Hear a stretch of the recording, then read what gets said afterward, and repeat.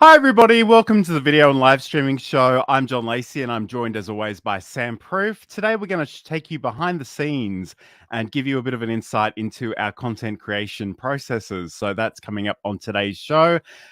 Sam, how you doing? How's your week been? Busy. It feels like crazy busy. I don't even know what I've done, but I feel very hectic. We had a little vacation last week, so I wasn't here for the last show, and I threw John to the wolves to fend for himself.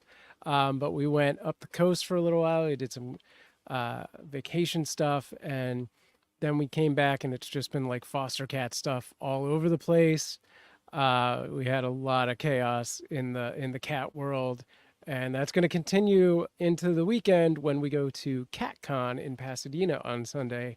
So if anyone's out there in the Los Angeles area and you're a cat lover, go to CatCon. Try and find us. How's things with you, John? Things are going pretty well. Again, it's been I don't know, every day blurs into another in my world. Every day is blur's day, as I like to say, but it hasn't been too bad. I get the feeling that now that the American summer is sort of coming to a close, that Mm. the world's shifting a little bit. But I think I mentioned this last time, but it's been very, very quiet on certain pieces of social media, so that's been interesting. But hopefully, people are returning back to some routines. I mean, as much as I'd love you to stay on holiday forever, by all means, stay on holiday. Just make sure you join this show occasionally. And Yeah. speaking of joining the show, let us know in the chat. We're going out live to all the various places, so let us know where you're watching from. Whether you're watching live, you can do the hashtag Team Live, or if you're watching later on, you can do Team Replay. So let us know where you're watching from, and if there are any particular questions you would like us to answer as we get started today, let us know what those would be in the chats. But let's get kicked off and let's talk about video, because obviously this is the video and live streaming show. Sam, talk to me about how you actually create videos and record videos and edit videos, all that good stuff. Yeah. So, I mean, I think before you even do that, you have to have a mind of like, what am I going to take from my live stream to make my videos and things like that? And how am I going to segment it and do some specific things? As you can see, we've added a new tabbing system, which will help us in the future to actually kind of make some quick edit decisions to like cut things down of like, here's a segment on video. But once I've got that, I've got my archive. I like to use CapCut, which is a free editing software provided by ByteDance, the people that brought you TikTok. What are we using here? This thing? Or, yeah, that's fine. Or do we Mhm. want to go this one? Who cares? But yeah, so this is CapCut, and CapCut is for a free software, just kind of brilliant.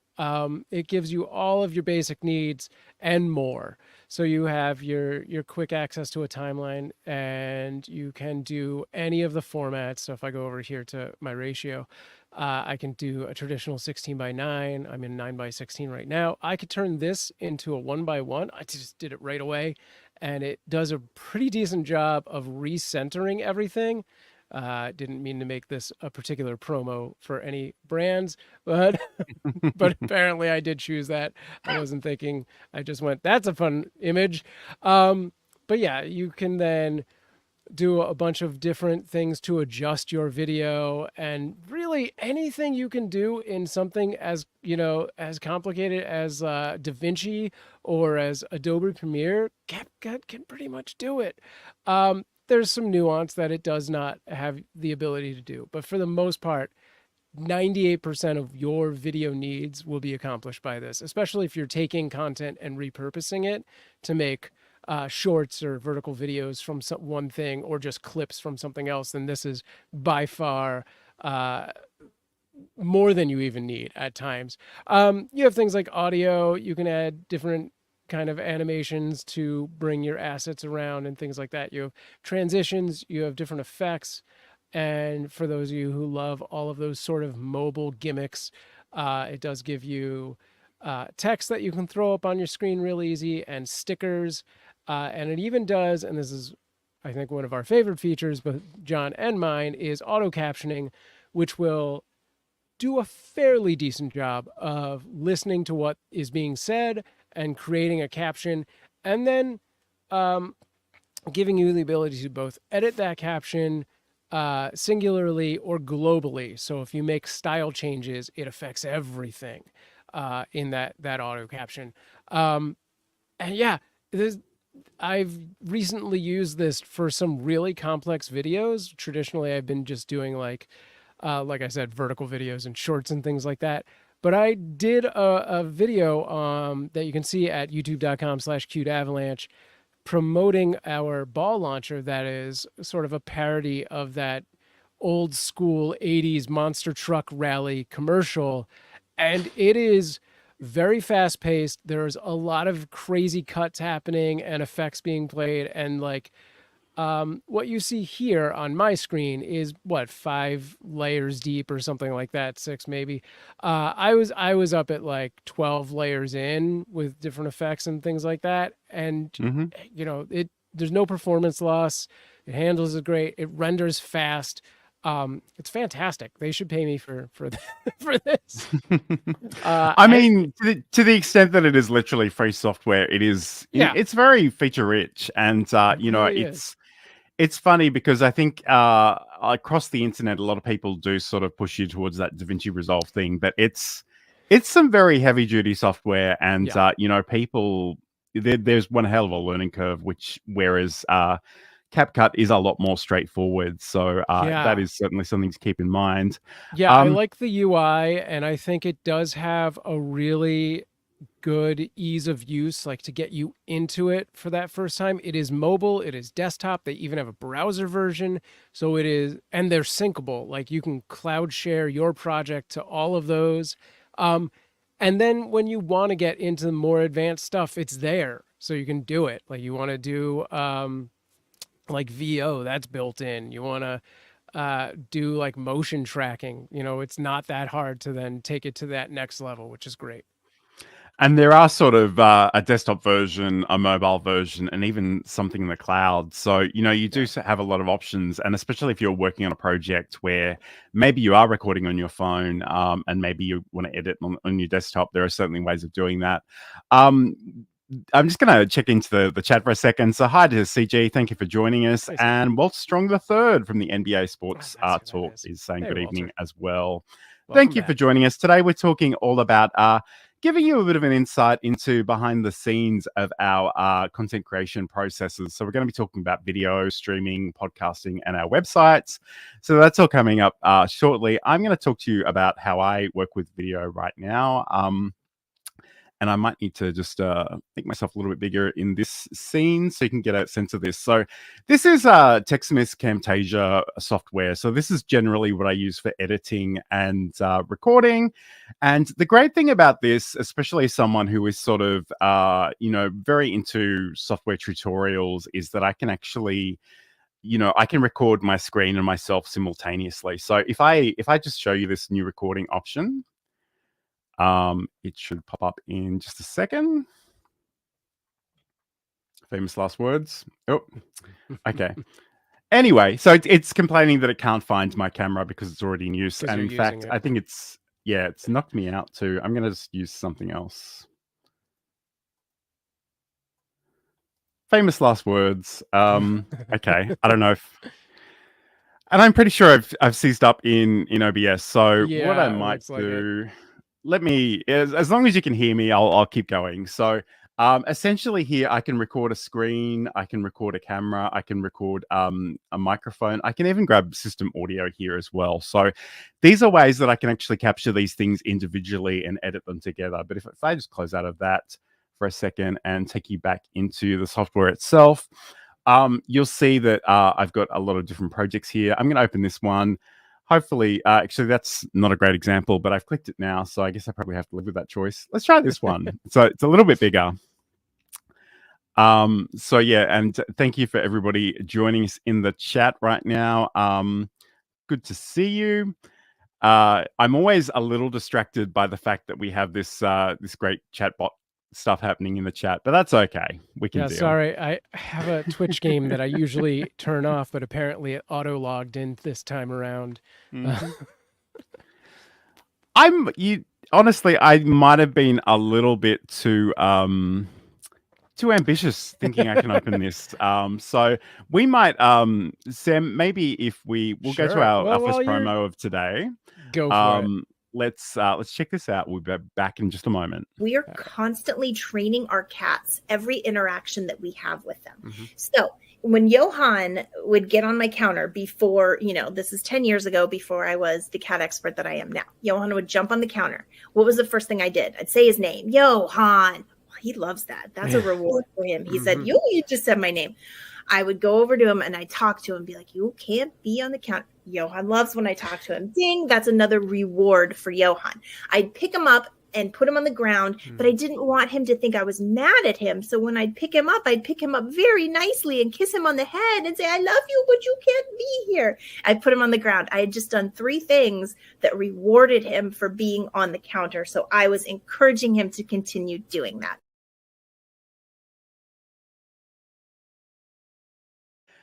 Okay. Oh no. I'm just gonna let you talk for a minute, and sure, I'm gonna try and sort this out in the background. All right, we'll take a quick look at some comments while John's working on that. Hello from Bali. Hello from John's in Australia and I'm in Los Angeles. Hello, thank you. So we started using StreamYard. Recently, we'd been using Restream, and apparently our LinkedIn thing doesn't actually tell us who's who. But yeah, Camtasia is a great program as well. I'm going to try and log into LinkedIn so I can actually see who's who. Personal preference is just I like CapCut. John likes Camtasia. We actually have a video where we go over sort of a head-to-head of Camtasia versus CapCut, which you can find on our YouTube. All right, I use StreamYard, never had one tech issue. Can't be dealing with OBS and others with too many features. Yeah, we use the virtual camera in OBS, both of us, to come into StreamYard just so that we can like record locally and things like that. And John's back, so we'll get to the rest of these comments in a little bit. I think John's back. Which thing are we here? All right. You are. Okay, I am back. I was hoping to show you a bit more in Camtasia. Again, we might need to just leave that for the moment. I don't think my computer can quite deal with that at the moment, but I'll talk to you about Camtasia conceptually, and maybe we can stitch something together a little bit later on. But as Sam did note, we do literally have an entire show sort of comparing the features of CapCut, which Sam uses, and Camtasia, which I use. So essentially, like, the really nice thing about Camtasia is that it does capture not just you, but also your audio, your screen, and your system audio as well. And the great thing about the way it captures the your screen is it'll actually capture the metadata. So it'll actually record the path that your mouse took, and it'll do all kinds of weird and wonderful things. And you can sort of zoom into different parts of the screen. You can zoom out there as well. There's all kinds of really neat stuff that you can do there. And, it's really quite handy in terms of, and actually one thing, and I know Sam and I have mentioned this before, but one thing that I really love is the Camtasia library feature, because I can sort of select elements on my timeline, and I can just literally bring them into my library. And especially for me, like I start with my videos, and I will have a version that has an extra 15 seconds on it for an end card at the end for YouTube. I might even remix a vertical version of that as well. So I can just sort of save these things or put them into the library and remix them all. So that's all happening. And a big hello to... Yeah. Oh, go ahead. I was just going to say hi. Yeah. I will say that is, I think, the big pain point in CapCut, where Camtasia or DaVinci or Adobe Premiere do excel, is CapCut is very much like, this is the project you're working on. It does not have a global media library where you can be like, oh, what was that clip I used 2 videos ago? I want to bring that in. You have one project, one timeline. So unlike the other software, you're a little more restricted in that way, and that is something I do miss. And it's weird that Michelle's name actually came through being a LinkedIn. The other person was Roy, who I believe is now over on our YouTube. He is, yes. And we should probably formalize that, but I believe you need to go to a specific link on StreamYard and give them Okay. permission to access that information on LinkedIn, but that's fine. So hello to Michelle. Thank you so much for joining us. Hi, Roy. Hi, Edna. Yes, yeah, Edna's been wondering how on earth she got here, but I was on Roy's show a couple of weeks ago. Again, time means nothing in my world, so it may have been shorter or longer than that. Nice. So, and Edna is just saying that she's addicted to YouTube related content. What can I say? So yeah, that's all good. Again, I was really hoping to give you a bit more of an insight into how I use Camtasia, but my computer is not playing nicely, as is the custom with live. You've got to roll with whatever happens when you do go live. So that's part of the game. But again, let's move on to our next area today, which is actually live streaming, Sam. So let's talk about. I guess, first of all, we should probably acknowledge the fact that we were using Restream Studio and we're currently using StreamYard. So we'll talk about those briefly. And you can just tell me what you're enjoying from each, I guess. Yeah, they are both very similar in a good amount of ways. They've parodied each other in the past few years and things like that. So there are a few minor differences. But for the most part, you get, all of these built-in features. For those of you too intimidated by OBS, this is a quick, easy, like opt-in kind of situation of like, I want to go live stream. I have no idea how to do it. This is the quick and easy way to do it. Both give you sort of pre-built scenes, and then you just be like, I'm going to put the camera here. I'm going to put a PowerPoint here, and boom. StreamYard does take it to the next level where you have some customization to those scenes that you can make. They do both allow you to drop comments, show the comments on the screen, as John's been doing. I'm reading chat to my distraction. You can have a bunch of different assets that you use as like overlays or videos, as you've seen us do in this show already a few different times. Both of them have built-in music libraries. I believe the Restream one is like completely AI, and the StreamYard one is not. I think it's just tracks that they've made, but you can also upload your own. And I don't know if this applies to Restream, but with StreamYard there is even a green room for some of the more expensive plans, where you can have like this kind of situation happening where it's just between you and the guests. And then you push them into the live. So if you have an actual team working, you can have moderators or producers kind of prepping people as your host gets ready for them to come on and things like that. So they're pretty complex programs in their capabilities, but without that complex UI. Absolutely. And I guess, and it's funny because I like, don't get me wrong, I really love Restream Studio. I really love StreamYard. But I guess for me, as an OBS Studio user, and again, I mentioned this to Sam before we started today, like the thing about OBS and even Ecamm Live is that you're building out entire scenes. So whereas with StreamYard, with Restream Studio, you're really working with layouts, backgrounds, and overlays, and that's about it. And it's not to say that you can't build out complex things with those, but the thing that I struggle with a little bit is that I want to switch to a different scene and simultaneously change the background and maybe even change the overlay at the same time.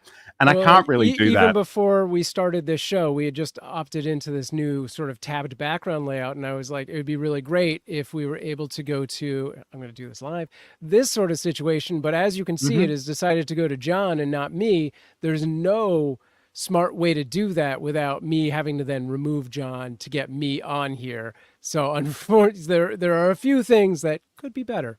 Let's go back to this. And now we both tried to add ourselves. Wasn't I over here? Let's do that. So yeah, okay, one nice thing is that that's a nice feature. What I just did is actually a drag and drop with the cameras where you don't actually have to do any kind of hotkey or anything. You can just physically click on the screen and move the asset around. So that's kind of cool. The thing I kind of didn't mention at all is that both of them give you the ability to do multicasting to a variety of channels depending on which plan you're on. So, they both have a free version, which I think gives you 2, maybe 3 channels depending on the platform or the software. And then they progress more and more. The more you pay, the more platforms you can do. There's always a bunch of other bonus features to the point where I'm like, I don't know that I would ever use that. I wish it was just, this one feature set or something. Anyway. Sure. Like, do you want to talk us through the overlays that you've uploaded for StreamYard specifically? Sure. So just to get a sense of what we're looking at, you can see our screen here. This is literally what we have right now is our dashboard. So you got the video player above. Below, you'll see all those gray boxes. Those are your scenes. So they give you, this is what I think StreamYard does a little better than Restream is these scenes give you sort of a better indication of what's actually going to happen when you click on those buttons. It's just the fact that they have these profile icons makes it just that much more clear, where Restream's is a little more muddied. And then on the right, you have the ability to put in like a brand color and sort of change the theme, which is really just you want sharp edges or rounded corners or, that sort of thing. You can upload a logo, and here's your overlay assets and things like that. I didn't get another screenshot, but under that, there's video clips and backgrounds and music. And then the other big thing is this is when you're going to start your, this should have been a side-by-side or something probably, but whatever. Hey, it's you. And that's why we didn't do a side-by-side. But yeah, so when you go to start your video, you get this screen that allows you to set your broadcast up and choose all of the platforms you want. You can even customize the title and descriptions per platform. Certain ones like YouTube, it'll even let you do the thumbnail and things like that. I think I don't know. If anyone has questions about StreamYard, just let me know. Well, that's not what I meant to do. There we go. Okay, cool. And Restream is a very similar sort of experience. It does, like, you are much more constrained in terms of the layouts. StreamYard gives you the ability to customize your own, although which is a relatively new feature. Like, it's a couple of months old, I think. Again, time has no meaning. Don't quote me on that. But again, like you sort of have these basic layouts. You can send somebody an invite, bring them into the scene. You've got the chat and the captions and the graphics. Restream Studio does actually have some cool shopping features. So they've actually got the ability to use QR codes and actually send people off. They can scan it with their phone and go and purchase something or go to your lead magnet or whatever you like. I did start with Restream. I really like Restream, but I must admit, lately, the thing that I had been finding is that I would click a button in Restream Studio and it would take a solid 3 seconds to register. And I don't know if that's something to do with my browser or my computer or what it is, but I'm certainly not experiencing that now that we're in StreamYard. So I might just have needed to clear the cache and whatnot. But anyway, I do want to check in with the chat because there's a whole bunch of stuff going on. And first of all, apologies to Ender Trading. I called you Edna. There's a reason for that, but it's probably too long and weird to get into right now. I'm obsessed with Dame Edna, and Barry Humphries, the person that played that character, passed away recently. But anyway, that's neither here nor there. Tatiana Rodriguez, hello. First time here. It's so great to see you. Also, there are some great things in here. Michelle J. Raymond, who's like the most helpful person on all of LinkedIn, is saying if you are watching on LinkedIn and you do need to give those permissions, hit her up because she'll tell you how to do that. And we might need to build that into our show description so that people can do that as well. Insomnia Doodles, she's not listening to us, but she's letting it run in the background for the views, which frankly we appreciate. So she's bowling, which is fun. And again, we do have some great comments here. So Tatiana is saying, I'll recommend these to my college students as alternatives to OBS for projects. I use Ecamm, but I know that students won't all be able to pay for software. We're going to talk about OBS in next week's show. And I know some people have feelings about that, but we really love that piece of software. It is literally free. It's cross-platform. Even if you're not going live, there are things that you can do with the virtual camera and even just recording local videos. And they could be vertical, they could be horizontal. So we are going to do that. Roy is saying it's a feature in quote marks. I don't really remember what that was in reference to. I think but, it was probably when I was pulling up the thing and expecting my camera to be on, but it went to yours. That is, yes. in fact, yeah. So many things. And I guess Sam, I love you, but I think in future we need to make sure our screenshots are actually the right size so they cover the whole shot. But that's neither here nor there. So I made a snap judgment on that one. I knew it going into it. Okay, so we're going to come back and we're going to talk about podcasting and how we actually work with our websites. We want to take more of your questions and comments as well, so include those. But I alluded to the fact that Michelle J. Raymond is incredibly helpful. Let's hear from her again. And then I looked at the first assessment, and the first assessment was record a 5-minute video, and it was a pretty simple introduction of yourself. There was nothing exciting. I didn't have to research. It was just a 5-minute warm-up. And I freaked out. That course is still sitting in the cupboard beside me. I see that stack of papers and I almost rock in the corner. It cost me a lot of money to sign up, and I threw the whole course away.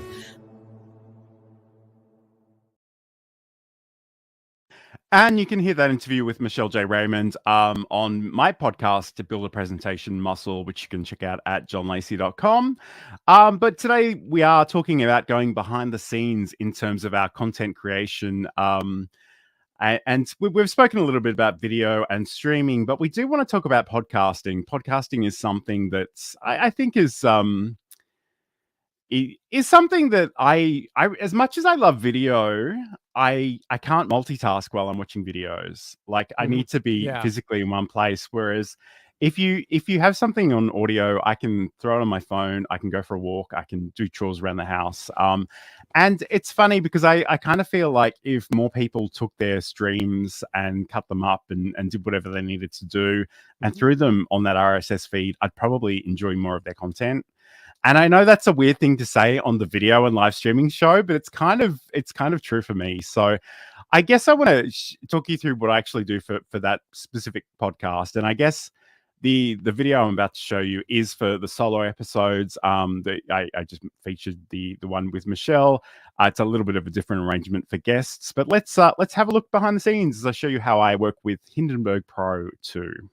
Hi, everybody. My name's John Lacey. I don't normally record my podcast episodes on camera, but I thought I would try something a little bit different today and give you a bit of a peek behind the scenes. So first of all, I'm going to show you my script. My show, Build a Presentation Muscle, is a scripted show. I know some of you are probably already having some very visceral reactions to that. I think reading is an important skill. I hear a lot of people say that they can't read, so they don't read, and that's fine. I mean, you do you, but at the end of the day, especially with my background in community radio, there are just certain things that you don't improvise. Like you don't make up the weather, you don't make up the news, you don't make up the traffic. There may be legal disclaimers that you need to read. So I think it's really worthwhile to actually practice reading as a skill. But you'll see in the background here that I've also got Hindenburg Pro running. So this is actually what I use to record my episodes. So I'm going to read this and, I'll probably make some mistakes and have to do a few extra takes. The one thing I will say about doing additional takes is that it's a really good idea to actually take a moment and read the whole sentence or the whole phrase again. It can be really tempting sometimes to want to only just repeat the word you tripped up on, and you can certainly edit that together, but it's so much more natural if you just do the entire phrase again. So that all said, I'm going to read through this and we're going to see how we go. And I'm probably not going to be looking at the camera because when I normally record these, I look to a monitor that's just off the side. So I get lots of people dropping into my DMs and saying, hey, you're not looking at the camera enough. Sometimes I have to look elsewhere. I make no apologies for that. I'm sorry. Hi, I'm John Lacey, and this is Build a Presentation Muscle. I want to talk to you about that title, Build a Presentation Muscle, because some people have told me that it's kind of confusing.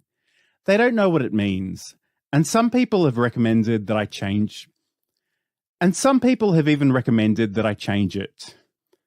You can head over to johnlacey.com to send me a voicemail via SpeakPipe or find the social media links to reach out to me. Okay, I think that was all right. We're going to stop that.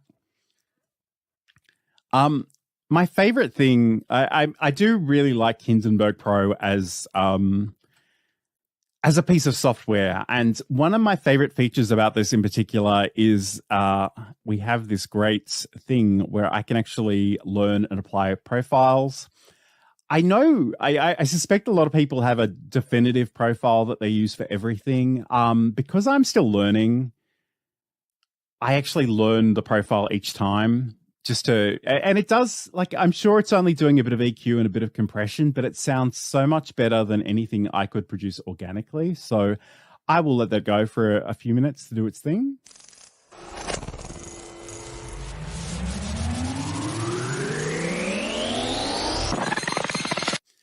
And I'll stop that and I will go up to apply profile.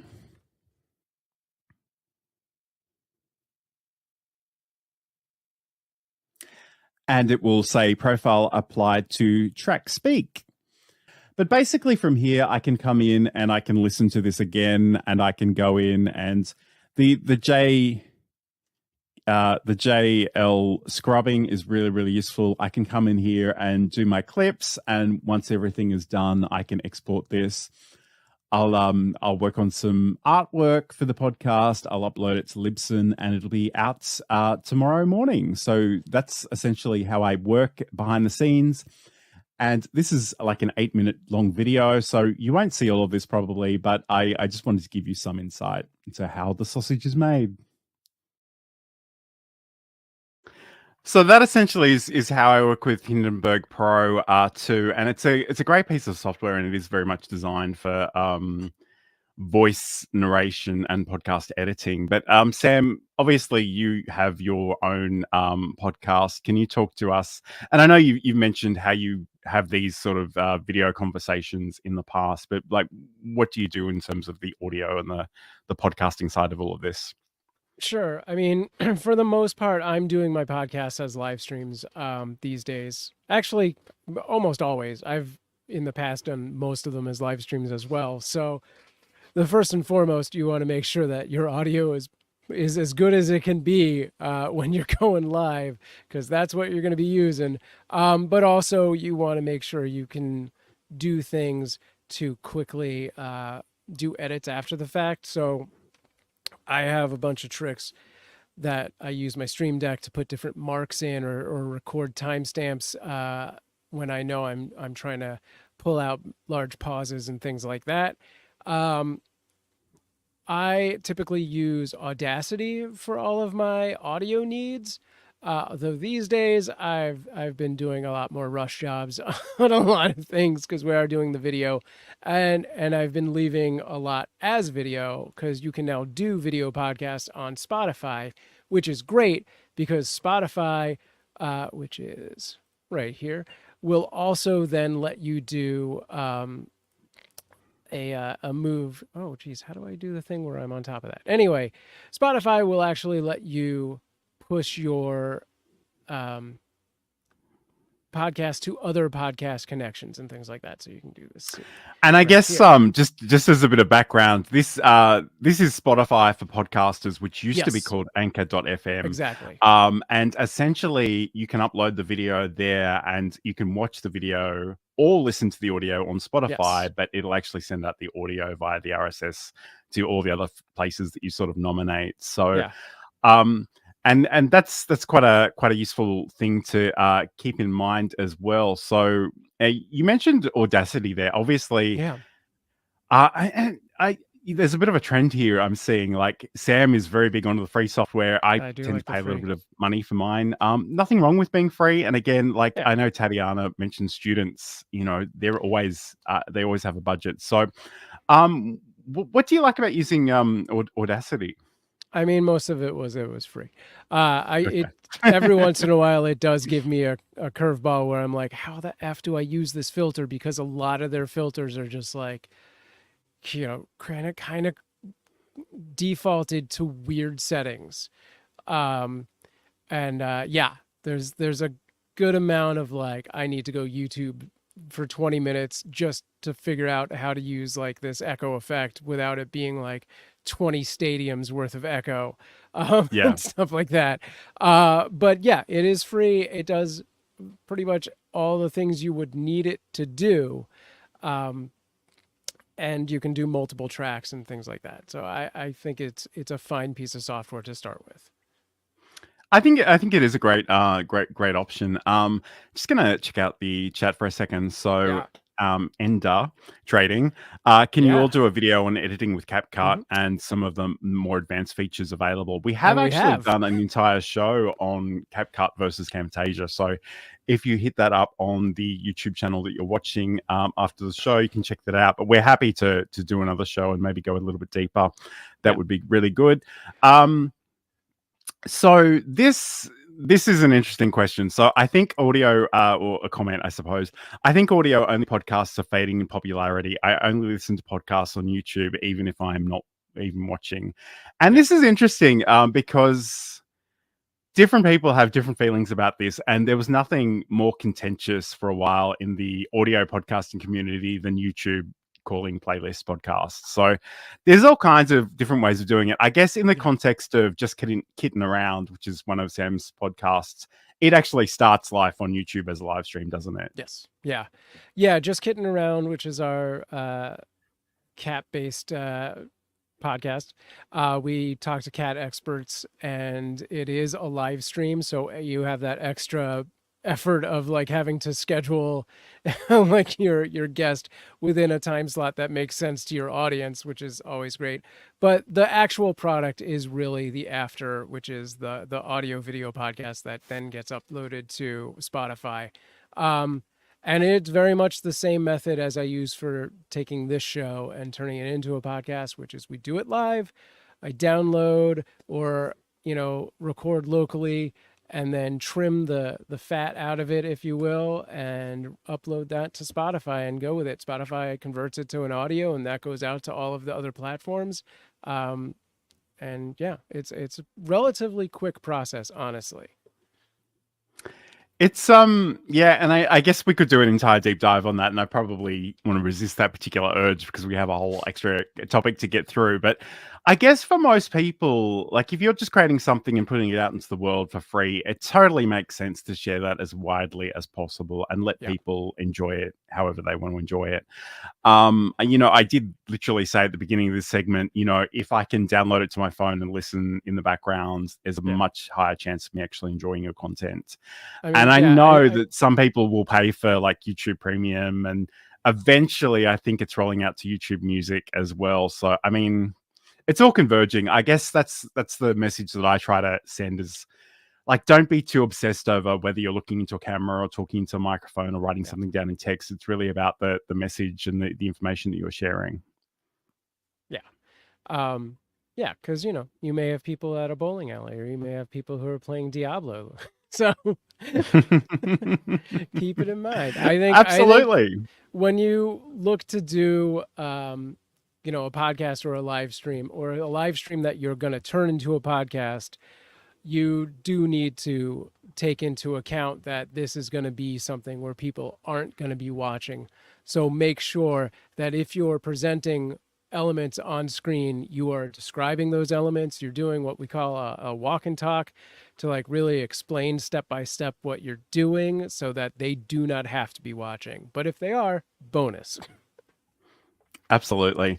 And again, like, I have heard people say when they do a live stream that's also released as audio, sometimes they will say, hey, I'll describe this for you, but if you want to get the full experience, head over to my YouTube channel. And like that can be really, really powerful as well. So I guess for me, the builder presentation muscle, my podcast, one of the features in Libsyn is that I can upload a widescreen image and it will just treat that like a video and send it to YouTube. I don't know that many people are watching that, but that's probably true of everything I do online. No one cares.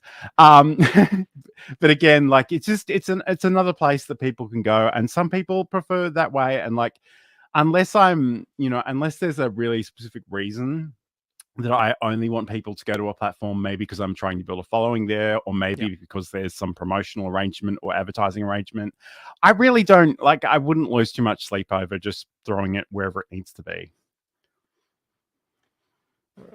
Okay, this is the video and live streaming show. I'm John Lacey and I'm joined by Sam Proof. Today we're going behind the scenes to show you all kinds of weird and wonderful random things that we like to do. And we're going to talk about websites now. So Sam and I both use a lot of WordPress, and we like WordPress, and it's a shame that, you know, a certain person is bowling, because I'm sure she would contribute quite a bit to this conversation because she did last week as well.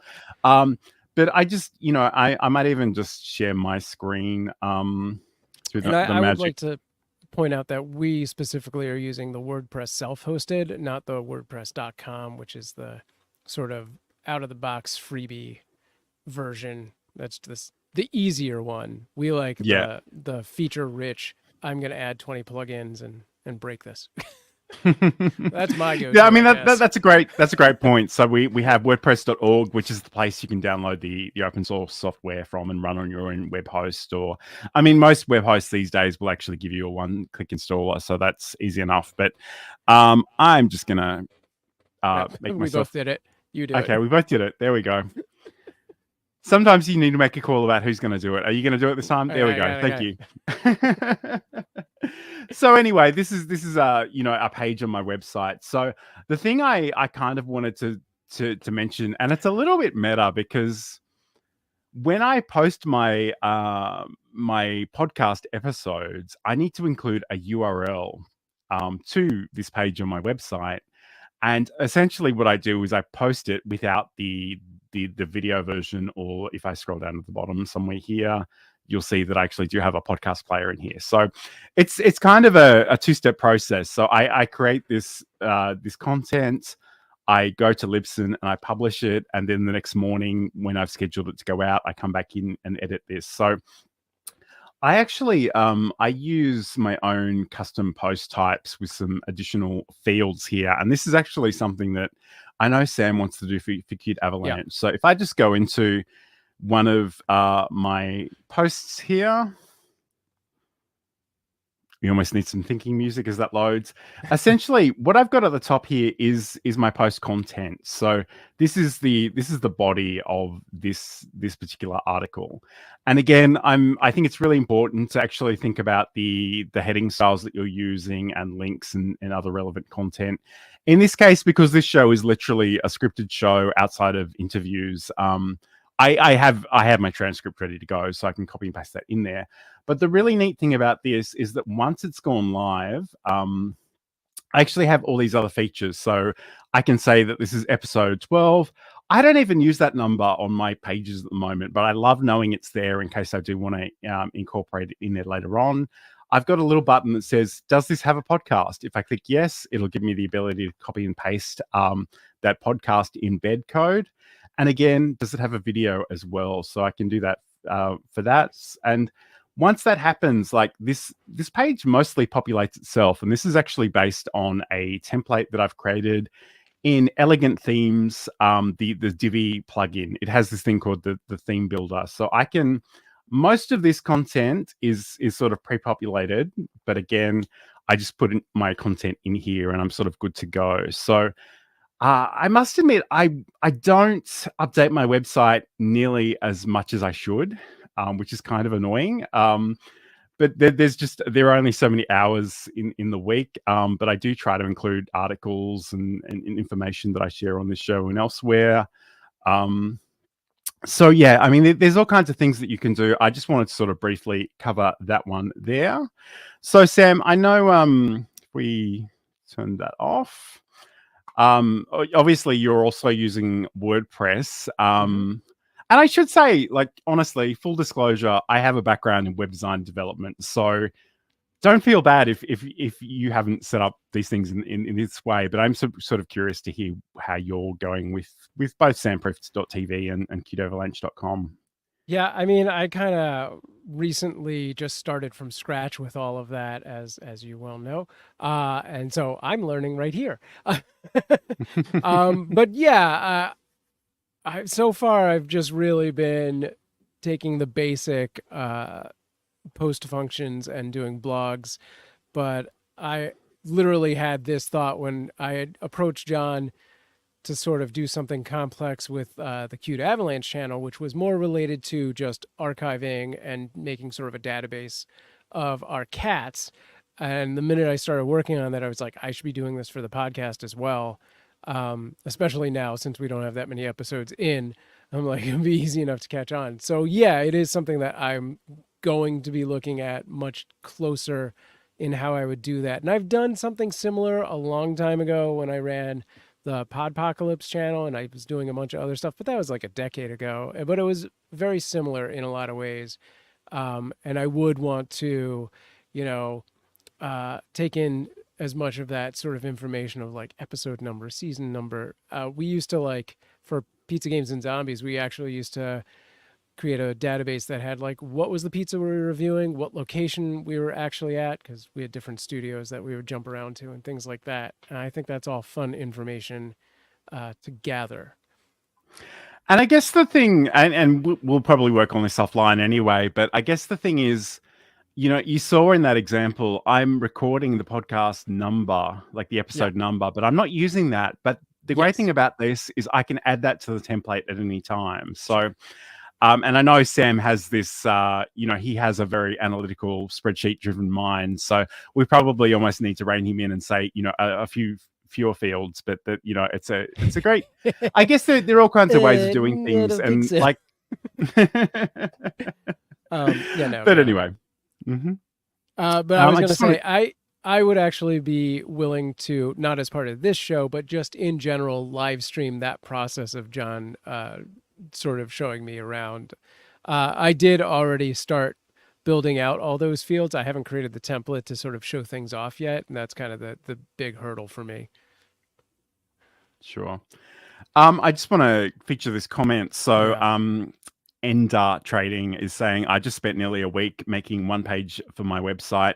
I found it's the only way to rank these days. It has to be well researched and visually better than the competition. Sure. So I guess and I don't know if we've done it on this show. Certainly on my other show, I talk about this thing called signposting your content, and I think, because my background is this web design development thing, like there are all kinds of places where you can give Google and other human beings and Bing sort of clues about what your content is about, whether it's the title of the page, whether it's the meta description, whether it's the heading structure that you've used, the alternative text. Like there's all these opportunities to actually unpack your content and just make it a little bit more discoverable, because at the end of the day, like that, if it's great to produce content, but if nobody can find it, then nobody's enjoying it. So I think we've spoken about that sort of in a YouTube sense, but it is also true of website content as well. And, depending on the tools and the technology stack that you're working with, like some things are easier to do than others. Sometimes it does make sense to actually get somebody to come in with the expertise and help you build out the page. I know Sam especially is very DIY and always has been. And I think, and that's fine, because he does, like, he's been doing this for decades. He knows a lot, and he's really prepared to learn and invest that time, which is awesome. I think as someone who did work for a web design agency at one point, there are some people for whom even the most simplified interfaces are just too hard, and they'll always need somebody to do that work for them. And there's no shame in that, but I think the sooner you admit to that, like the better your life will be. You may need a team to help you with that. You may need a virtual assistant. It just depends. And again, even as someone who kind of knows what he's doing, like I don't always have the time to even add this show, like every episode of this show, to the website. And it's really something I probably need to spend a little bit of time and go back and do. So, like whatever you want to do is fine. It really does depend on your goals. So, yeah. All right, awesome. So this is the video and live streaming show. I'm John Lacey, and I'm joined by Sam Proof. Today we have been going behind the scenes. Actually, one thing I might, I was going to mention this earlier, but Camtasia would refuse to load. But I just want to show this because I think this is fun, and I love this, but people have a lot of feelings about this. So one of the major things in my setup is that I actually have this really cool teleprompter, and I've got a Sony ZV-E10 that sits inside of this, and I can either have a phone underneath it, or I actually have a third monitor that's in it at the moment. So, it's one of those weird things that when people hear about that, their first reaction is, I don't read and I don't want to read. And you've already heard my reading rants from earlier in the show, but the other thing is that even if I'm on a call, I can actually see the person I'm talking to in the camera, so I'm generally looking towards it. But Yeah. I think it's a really cool piece of tech, and I absolutely love mine. But it's weird how many people have feelings about that. Yeah, and I would say with a teleprompter type situation, it's not necessarily about writing a whole script. It depends who you are. Maybe you're the person who wants a whole script, but really, if you have a good amount of knowledge of what it is you're probably going to talk about, it's just having an outline, a bulleted list of like, these are my talking points. I want to talk about video. I want to talk about streaming. I want to talk about Pokemon. I don't know. It can be used in a variety of ways. So it's just another asset, another tool to be used. Don't get intimidated by it. Absolutely. And again, I guess the reason that came up this week was that somebody on LinkedIn was talking about CapCut on their phone, which actually does give you a sort of teleprompter feature, which is really, really nifty. Yeah. And if you go back to our CapCut episode, you can sort of see how that works. But again, it's really like whatever you need to share your message, to educate, to inform, to sell. Like, it just depends on what your goals are and what you're sort of aiming towards. So, that's something to keep in mind. So yes, I hope this has been helpful. I guess as we start to wrap up, Sam, can you tell us where people can find out more about you? Yeah, you can find out all of my links over at samproof.tv, and grab any platform you like from the top right there. But for the most part, you'll find me over at cuteavalanche.com. Which is this website here, and find out about all of our foster cats. And soon, with John's help, you'll be able to see the archive of all those cats. Nice.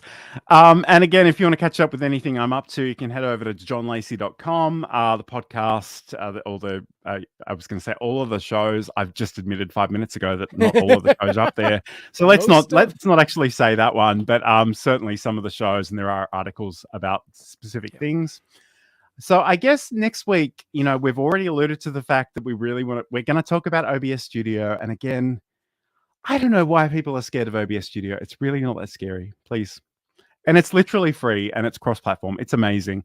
You don't need to know all the features to get started. So we're gonna walk you through that a little bit, because it is literally free. And as Roy, Tech Troublemaker, if you master OBS, it is worth the effort. And I know that Roy is an Ecamm Live user. But even he admitted recently that he's been playing with it again because of the Atom vertical plugin. So making some of that vertical content as well for things like YouTube Shorts and Reels and TikTok and all the different things. So we're going to give you a bit of a gentle introduction to OBS Studio next week. So if you have questions about that, if there are any other things that you'd like to hear on the show, let us know. But thank you, everybody, for today's conversation. It's been really great to see so much stuff happening in the chat. Again, if you are watching this later on, let us know with that hashtag Team Replay. And have a great week. We'll be back again roughly the same time next week to talk to you about OBS. All right, see you guys.